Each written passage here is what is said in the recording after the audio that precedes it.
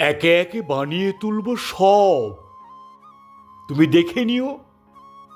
বাড়িঘর, ক্ষেত খামার, উঠোনে লাউয়ের মাচা, জানলার পাশে লতানে জুঁয়ের ঝাড়, একে একে সমস্ত বানাবো, তুমি দেখে নিও।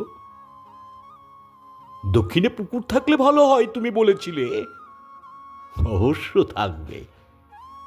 পুকুরে হাঁসের স্নান দেখতে চাও, সে আরে এমন কি বেশি কথা, সাদা ও বাদামি হাঁস ছেড়ে দেব।